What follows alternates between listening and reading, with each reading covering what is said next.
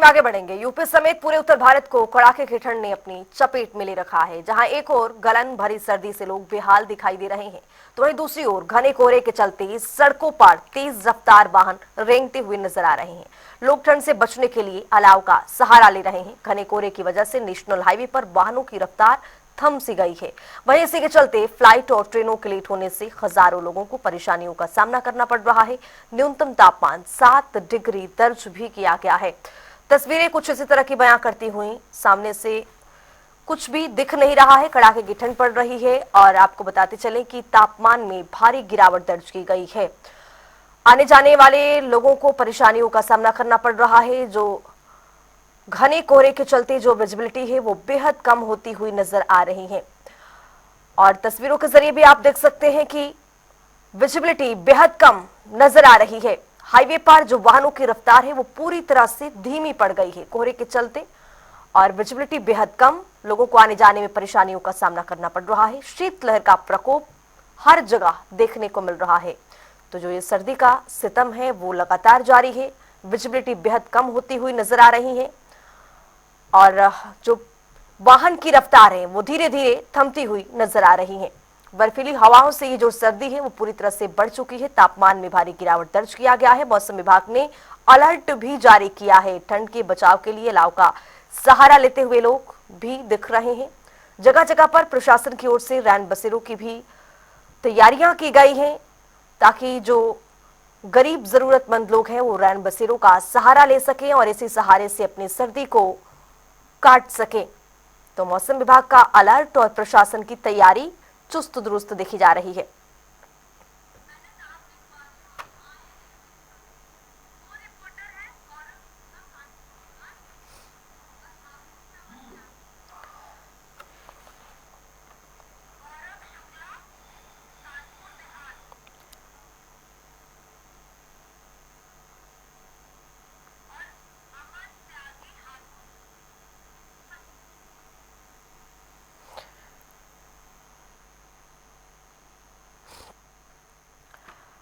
तो अलग अलग जगह से हमारे सहयोगी हमारे साथ जुड़ रहे हैं ज्यादा जानकारी के साथ। अमन त्यागी हमारे साथ जुड़े हैं, गौरव शुक्ला भी जुड़े हैं। गौरव शुक्ला, जहां पर आपकी मौजूदगी है वहां की तस्वीरें क्या कुछ, किस तरह की तैयारियां हैं प्रशासन, क्योंकि कड़ाके की ठंड भी है और विजिबिलिटी बेहद कम होती हुई नजर आ रही है। देखिए जिस तरीके से नए विकसित हो रहा है पश्चिमी विभाग के चलते मौसम करवट ली है और वही जो है गलन बढ़ी है, क्योंकि सर्द हवाओं के साथ जिस तरीके से गलन बढ़ी है और मौसम विभाग ने भी लगभग 16 ऐसे जिले हैं जहां पर गरज के साथ वज्रपात की भी संभावना जताई है, तो वहीं 18 जिले ऐसे भी हैं जहां पर घने कोहरे की चादर देखने को मिलेगी। हालांकि कानपुर के हाथ में धुंध नहीं छाई है, लेकिन जो सर्द हवाएं चल रही हैं उसके चलते गलन पड़ी है और लोग जो है बेहद परेशान भी नजर आ रहे हैं और अपने घरों में दुबके हुए हैं। हालांकि जिला जी प्रशासन लगातार क्रियाशील है और वह लगातार निरीक्षण के माध्यम से जगह जगह अलाव की व्यवस्था तो किए हुए है, लेकिन इस सर्द हवाओं में जो लोगों की समस्याएं हैं वो कहीं ना कहीं बढ़ती हुई नजर आ रही हैं। जी जिस तरीके से अब तक के दिनों में कोहरे और सर्दी के साथ दोपहर के बाद जो धूप निकलती थी उससे कहीं ना कहीं लोगों को राहत होती थी, लेकिन अब जब पश्चिमी विक्षोभ के विकसित होने के बाद मौसम ने करवट ली है तो कहीं ना कहीं आज जो है वो धूप के आसार भी नजर नहीं आ रहे हैं और जो गलन है वो बहुत ज्यादा है। हवाएं लगातार सर्द चल रही। जी गुफ्तु अमन त्यागी के पास चलेंगे, हमारे सहयोगी हापुड़ से जुड़े हुए हैं। अमन, क्या तस्वीरें वहां की, ठंड भी है और विजिबिलिटी बेहद कम होती हुई नजर आ रही है, प्रशासन की तैयारियां किस तरह की है, क्योंकि कोहरे भी लगातार देखने को मिल रहा है और सर्द हवाओं की वजह से ठंड बढ़ चुकी है। बात की जाए तो प्रशासन ने अपनी तरफ से पूरे इंतजाम किए हुए हैं। यहाँ पर बंदूकें भी जो है प्रशासन की तरफ से लगाए गए हैं और जिला प्रशासन जो अधिकारी है और सदर एसडीएम यहाँ पर लगातार निगरानी बनाए हुए हैं। कहीं कोई गरीब जो है ठंड में ना रहे, खुले आसमान के नीचे ना रहे, उनको कंबल भी वितरण कर रहे हैं। बात की जाए विजुअलिटी की तो यहाँ पर विजुअलिटी काफी कम देखने को मिल रही है और एक्सीडेंट का इसमें ऐसे में खतरा ज्यादा बढ़ जाता है। हालांकि देखिए प्रशासन की तरफ से अपने इंतजाम पूरे किए गए हैं, लेकिन आज से जो है जो कक्षा 1 से और 8 तक के जो विद्यार्थी हैं उनके भी स्कूल खुल गए हैं और जो नौकरी पर जाने वाले जो नौकरी पेशे वाले जो लोग हैं उनको भी कहीं ना कहीं देखिए बिल्कुल जो है यहाँ पर दिक्कत का सामना करना पड़ रहा है, क्योंकि कोहरा लगातार यहाँ पर है जो दिखाई हुई है। ऐसे में अस्पतालों में ओपीडी की जो सेवाएं हैं वो भी बढ़ गई हैं, क्योंकि जो बुजुर्ग लोग हैं जिनको सांस की दिक्कत है, खांसी की दिक्कत है, वो जी भी यहाँ पर जो है अस्पतालों पर ओपीडी उनको लगाकर दिखाया जा रहा है। और यहाँ पर स्वास्थ्य विभाग से जो पूरी तरह से सख्त निर्देश दिए गए हैं कि जिनको सांस की बीमारी है वो मास्क का इस्तेमाल करें और घर से कम निकले। जी। गौरव शुक्ला, आपके पास आते हुए, वहां पर जिस तरह से ठंड पड़ रही है कानपुर देहात में, किसानों को, अगर किसानों को लेकर ये ठंड की बात करें तो कितना फायदेमंद है, कितना नुकसान है?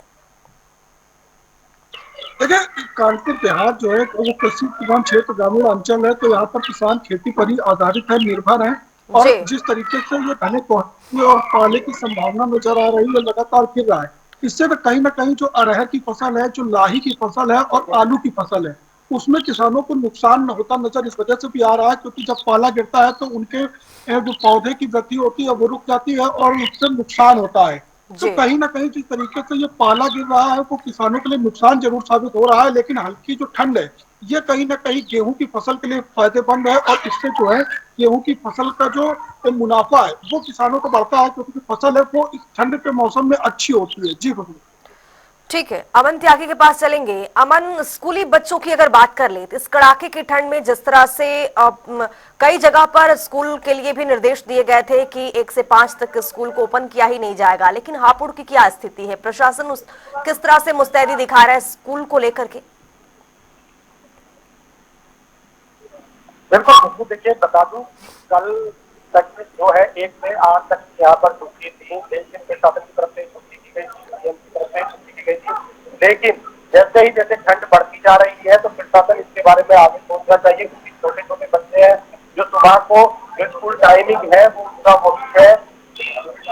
लेकिन धुंध जो पड़ रही है कहीं ना कहीं बच्चों को भी काफी इसका असर देखने को मिलेगा।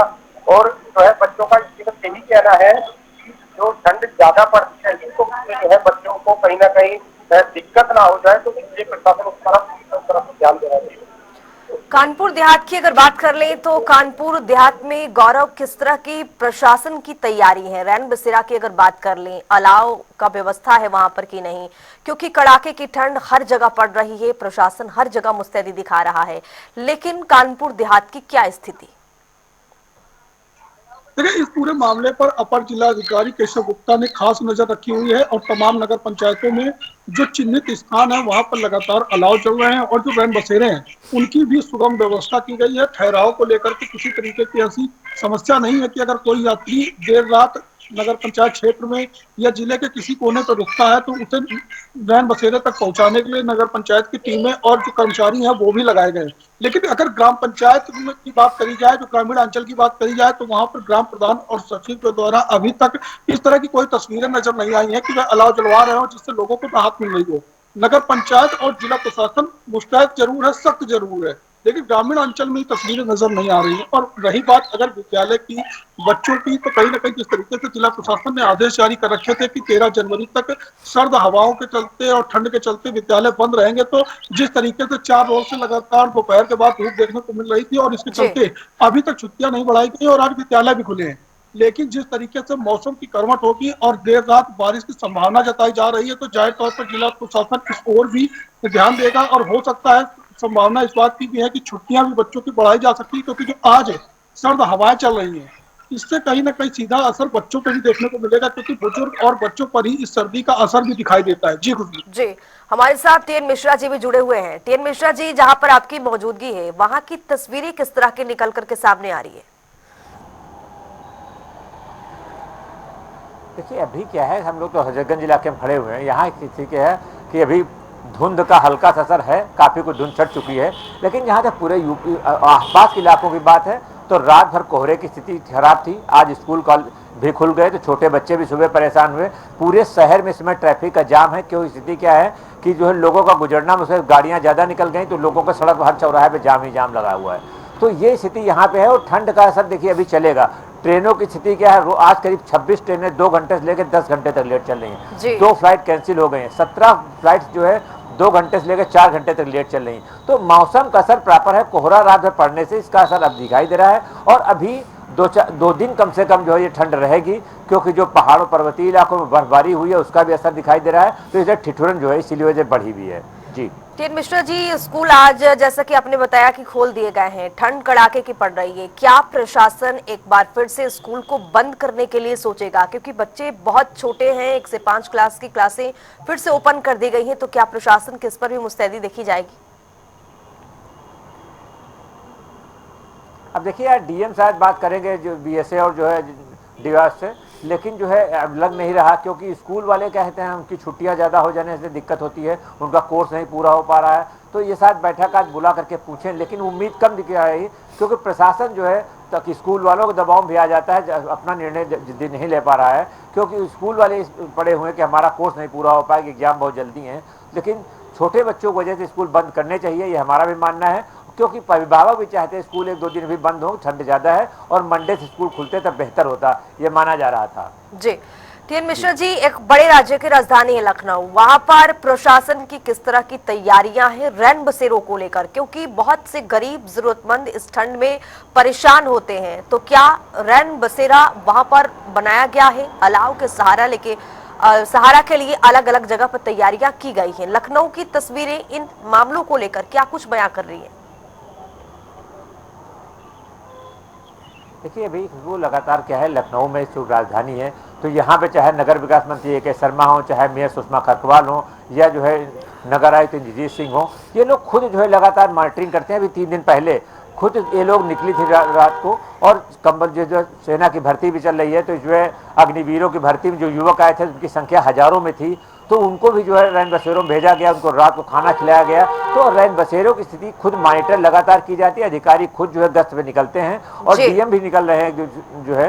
तो ये माना जा रहा है जो लोग सड़क पे होते हैं उनको लोग रैन बसेरा में ले भी जाते हैं, और करीब 200 से ज़्यादा रैन बसेरे लखनऊ में संचालित किए जा रहे हैं, और तमाम सामाजिक संस्थाएं मदद कर रही हैं, और जो है बस अड्डे हैं, स्टेशन के आसपास भी रैन बसेरा बनाया गया, ताकि जो ऐसे लोग आएँ तो वो रैन बसेरे में रात गुजारें, खुली जो है आसमान के नीचे न रहे, कि ताकि उनको ठंड न लगे। तो लखनऊ में व्यवस्था चाक चौबंद है, लेकिन अलाव जो है उतने नहीं जल पा रहे जितने जलने चाहिए, क्योंकि लकड़ी की व्यवस्था नगर निगम नहीं कर पा रहा पर्याप्त मात्रा में। कि अलाव अगर 150 पॉइंट उसके पास, तो 150 पॉइंट ही जल रहे हैं, नए पॉइंट नहीं बढ़ाए जा रहे हैं, न लकड़ी की जो है तादाद बढ़ाई जा रही है, कि अगर 2 कुंटल लकड़ी देनी है तो 2 ही कुंटल दी जा रही है, भले उसकी खपत और 4 कुंटल की हो, लेकिन फिर आधी रात के बाद अलाव नहीं जल पाते हैं। ये प्रशासन की कमी जरूर है।